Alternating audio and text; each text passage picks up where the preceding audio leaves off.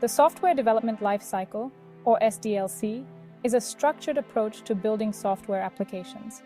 It's a roadmap that guides development teams through the entire process, from initial concept to final product.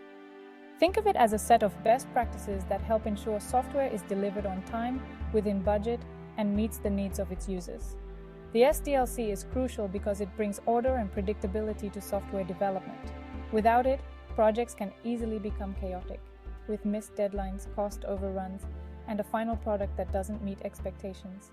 By following a defined process, teams can work more efficiently, minimize risks, and deliver higher quality software.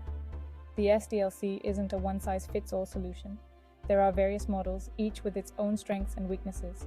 Some popular ones include waterfall, agile, and spiral. The choice of model depends on factors like project complexity, team size, and client requirements. Regardless of the specific model used, the core principles of the SDLC remain the same. It's about breaking down a complex task into manageable phases, ensuring clear communication and collaboration, and focusing on delivering value to the end user. The planning phase is where the journey begins. It's all about defining the project scope, setting realistic goals, and identifying potential risks. This phase is crucial because it sets the stage for the entire project. Key activities in this phase include defining the project scope, identifying stakeholders and their requirements, and establishing clear communication channels. A project manager typically leads this phase, working closely with stakeholders to gather requirements and define the project's objectives. One of the main deliverables of this phase is a detailed project plan. This document outlines the project's scope, timeline, budget, and resources. It serves as a roadmap for the entire project, guiding the team and ensuring everyone is aligned.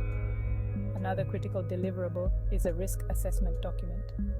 This document identifies potential risks that could impact the project's success and outlines mitigation strategies for each risk.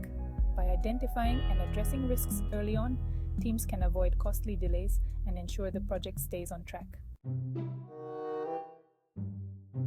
With the plan in place, the next step is to dive deeper into the project's requirements. This phase focuses on understanding the what and the how of the software. What needs to be built and how will it be built? This phase involves gathering detailed requirements from stakeholders, analyzing those requirements, and documenting them clearly and concisely. Business analysts play a key role in this phase, working closely with stakeholders to understand their needs and translate them into technical specifications. A key deliverable of this phase is a Software Requirement Specification (SRS) document. The SRS outlines the functional and non-functional requirements of the software, including its features, performance, and security requirements.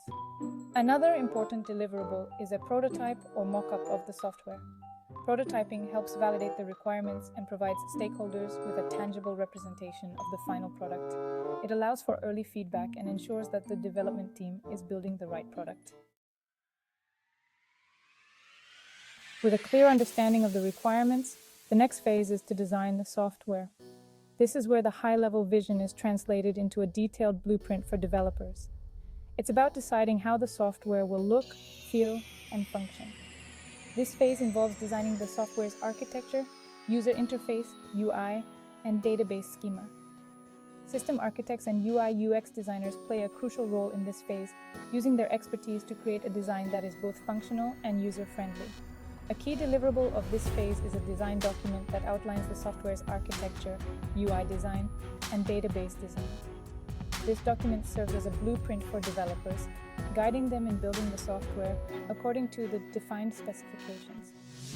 Another important deliverable is a style guide that defines the software's visual elements, such as its color scheme, typography, and iconography. A consistent and well-defined style guide ensures a cohesive and professional look and feel for the software. With the design in place, the next phase is where the rubber meets the road implementation. This is where developers start writing code and building the actual software, following the design specifications and using their coding skills to bring the software to life. The implementation phase involves writing code, integrating different modules, and conducting unit testing to ensure the code quality. Developers use various programming languages, frameworks and tools to write efficient, maintainable, and scalable code. A key deliverable of this phase is the working software itself, albeit in its initial form. This version of the software may not have all the planned features, but should be functional enough for testing purposes. Another important deliverable is code documentation. Well-documented code is essential for maintainability and future development. It helps other developers understand the code base, making it easier to fix bugs, add new features, or make changes.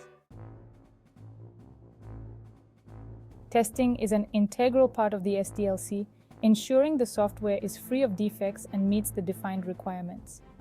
This phase involves rigorously testing the software from various angles to identify and fix any issues before it reaches the users. This phase involves various types of testing, including unit testing, integration testing, system testing, and user acceptance testing, UAT. Each testing type focuses on a different aspect of the software, ensuring its functionality, performance, security, and usability. A key deliverable of this phase is a test report that documents the test cases, test results, and any identified defects. This report provides valuable insights into the software's quality and helps track the progress of the bug fixes. Another important deliverable is a release candidate, a version of the software deemed stable enough for deployment after passing all the necessary tests. This version is what will be deployed to the production environment. Deployment is the culmination of all the hard work, where the software is finally released to the users. This phase involves making the software available to its intended audience, whether it's through a web server, app store, or other distribution channels. It involves activities like setting up the production environment, configuring servers, deploying the software, and ensuring data migration is handled correctly. It requires close collaboration between developers, operations teams, and stakeholders. A key deliverable of this phase is the live software application, accessible to its end users. This marks the transition from the development phase to the maintenance phase. Another important deliverable is user documentation, including manuals, tutorials, and FAQs, to help users understand and utilize the software effectively. Clear and concise user documentation is crucial for user adoption and satisfaction. The SDLC doesn't end with deployment. Software requires ongoing maintenance to ensure it remains functional, secure, and up-to-date. This phase involves monitoring the software's performance, addressing bugs, and implementing updates. It involves activities like monitoring system performance, troubleshooting issues, releasing software updates, and providing user support. It's an ongoing process that ensures the software continues to meet the evolving needs of its users. A key activity in this phase is gathering user feedback. Understanding user experiences, challenges, and suggestions is crucial for identifying areas for improvement and planning future updates. Another important activity is proactively addressing security vulnerabilities. As technology evolves and new threats emerge, it's crucial to keep the software updated with the latest security patches and protocols to protect user data and maintain system integrity. The SDLC offers numerous benefits for software development projects, ranging from improved collaboration and communication to reduced risks and increased efficiency. It provides a structured framework that guides teams towards a common goal. One of the primary benefits is improved communication and collaboration among stakeholders, including developers, testers, project managers, and clients. Clear roles, responsibilities, and communication channels ensure everyone is on the same page. Another significant benefit is reduced risk. By identifying and addressing potential issues early on, teams can mitigate risks, prevent costly delays, and ensure the project stays on track. This proactive approach leads to smoother development cycles and a higher likelihood of project success. Furthermore, the SDLC promotes a culture of continuous improvement. By incorporating feedback and learnings from each iteration, teams can refine their processes, enhance the software's quality, and deliver a product that truly meets user needs. The SDLC is an indispensable roadmap for navigating the complexities of software development. It provides a structured framework for managing projects, fostering collaboration, mitigating risks, and delivering high-quality software that meets user needs. While various SDLC models exist, each with its nuances and applications, the core principles remain consistent.